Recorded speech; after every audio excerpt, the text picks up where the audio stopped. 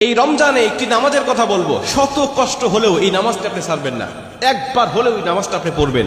নবীজি এই নামাজের এত গুরুত্ব দিতেন, নবীজি বলেছেন জীবনে একবার হলেও তুমি এই নামাজটা পড়বে। এই হাদিসটি ইবনে মাজাহ শরীফের, তিরমিজি শরীফের এবং আবু দাউদ শরীফের 1297 নম্বর হাদিসের মধ্যে এই হাদিসটা বর্ণনা হয়েছে এই নামাজের কথা। নবীজি তার চাচা আব্বাস রাদিয়াল্লাহু তাআলা আনহুকে ডাক দিয়ে বলেন, চাচা আমি আপনাকে এমন একটি নামাজের কথা বলছি, এই নামাজটা আপনি প্রতিদিন একবার হলেও আপনি আদায় করবেন। চাচা যদি প্রতিদিন সম্ভব না হয়, অন্তত সপ্তাহে একবার হলেও আপনি নামাজটা পড়বেন। যদি সপ্তাহে সম্ভব না হয়, তাহলে আপনি মাসে অন্তত একবার এই নামাজটা আদায় করবেন। চাচা যদি মাসেও আপনার পক্ষে কষ্টকর হয়ে যায়, বছরে একবার পড়বেন। যদি বছরেও না পারেন, জীবদ্দশায় অন্তত একবার হলেও নামাজটা পড়বেন। কারণ এই নামাজটা এত পাওয়ারফুল নামাজ। এই নামাজটা আদায় করার কারণে আপনার প্রকাশ্যে অপ্রকাশ্যে যত গুনাহ করেছেন, আপনার ইচ্ছায় অনিচ্ছায় যত গুনাহ করেছেন, আপনার অতীত জীবনে যত গুনাহ করেছেন, সব গুনাহ আল্লাহ আপনাকে ক্ষমা করে দিবে। চাচা এই নামাজটার নিয়মটা একটু ব্যতিক্রম। এই নামাজটাকে বলা হয় সালাতুত তাসবিহ। এই নামাজের মধ্যে অতিরিক্ত কিছু তাসবিহ পাঠ করতে হয়। সুবহানাল্লাহ, আলহামদুলিল্লাহ, লা ইলাহা ইল্লাল্লাহ, আল্লাহু আকবার। এই চারটা তাসবিহ একত্রিত করে সুবহানাল্লাহি ওয়াল হামদুলিল্লাহি ওয়া লা ইলাহা ইল্লাল্লাহ আল্লাহু আকবার, এই তাসবিহগুলো, এই বাক্যগুলো এখানে পাঠ করতে হয়। 4 রাকাত বিশিষ্ট এই নামাজ সালাতুত তাসবিহ 4 রাকাত পড়তে হয় এক নিয়তে। 4 রাকাত নামাজে প্রতি রাকাতে 75 বার করে করে মোট 300 বার এই তাসবিহটা পাঠ করতে হয়।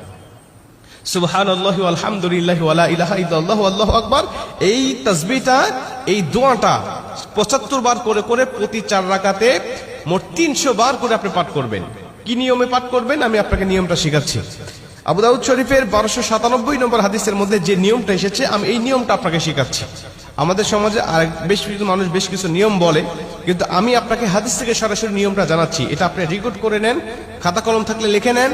প্রয়োজনে এটা যত সোশ্যাল মিডিয়াতে যাবে, ফেসবুক ইউটিউবে যাবে, এটা আপনি সেভ করে নিজ আইডিতে শেয়ার করে রেখে দিবেন, যাতে আপনিও শিখতে পারেন, অন্য মানুষকে শিখাতে পারেন। আপনার শিখানোর কারণে কেউ যদি নামাজটা আদায় করতে পারে, ও যে সওয়াবটা অর্জন করবে, সওয়াবের একটা অংশ আল্লাহ আপনার আমলনামায়ও দান করবে।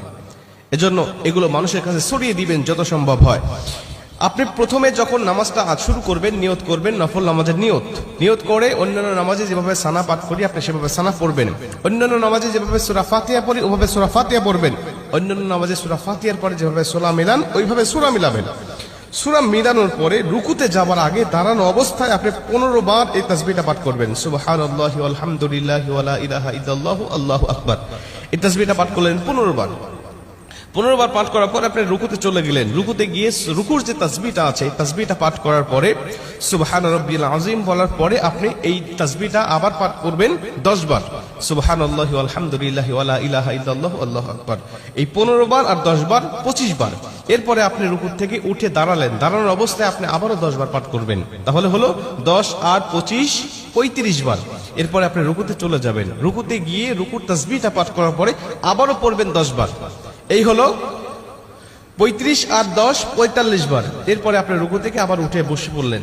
বসার পরে আপনি আবার পড়বেন 10 বার। 45 আর 10 55 বার। এরপরে আপনি আবার রুকুতে চলে যাবেন। রুকুতে গিয়ে রুকুর তাসবিহ পাঠ করার পরে আবার পড়বেন 10 বার। এই হলো 10 আর 55 65 বার। এরপরে রুকু থেকে যখন উঠবেন, উঠে প্রথম রাকাতে আপনাকে দাঁড়াতে হবে। না দাঁড়িয়েই আপনি বসা অবস্থায় আবার 10 বার পাঠ করবেন। এই হলো 65 আর 10 75 বার। দ্বিতীয় রাকাতে ঠিক একই নিয়মে, তৃতীয় রাকাতে ঠিক একই নিয়মে, চতুর্থ রাকাতেও একই নিয়মে। এই 4 রাকাতে 75 বার করে করে যখন 300 বার পাঠ করে আপনি সালাম ফিরিয়ে নামাজটা শেষ করবেন, সালাতুত তাসবিহ নামাজটা আপনার আদায় হয়ে গেল। এই নামাজ শেষ করে আল্লাহ পাকের কাছে আপনি দোয়া করবেন, যেভাবে ইচ্ছা চাইবেন আল্লাহ পাক আপনার দোয়াটাকে কবুল করে নেবে।